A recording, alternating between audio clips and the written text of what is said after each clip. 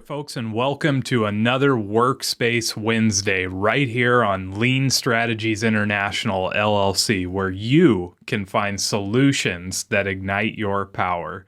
This week, we're going to use Google Sheets to build a powerful tool known as a checklist.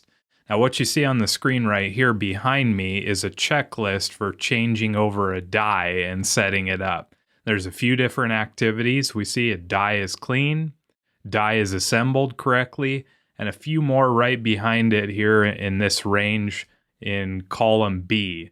And so what we want to do is be able to show in column C here that the activity is complete using a checklist.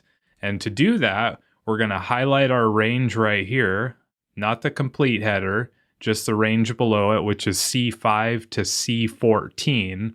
And then we're going to come up to data, and we're going to select data validation. And you'll see this box pop up. Right under criteria, we're going to go down to checkbox, and then we're going to select reject input. And the reason we do that is anything outside of this checkbox is going to be rejected. So if somebody tries to type in it or change it or put a number in it, it's going to reject that input and go back to a checkbox. And that'll keep our template from getting messed up. So we'll save that, and then we'll go test it out. You can see if I type and hit enter, it's going to reject that input and tell us that cell C5 violates the data validation rules. And we hit OK, it'll go back to a checkbox. So now we want to make our checklist visual. And to do that, we need to use conditional formatting. So we're going to highlight our range in cell B under the description, and we're going to select format, and then we're going to select conditional formatting. And you'll see they all turn green, but we're going to change the way this is formatted. And the way we do that is we come over here and we're going to select custom formula, and we're going to enter in the values of our range where our check boxes are. So we're going to hit our equal sign because we need to do that for any formula. We're going to start with cell C5, and then we're going to input the range all the way down to C14.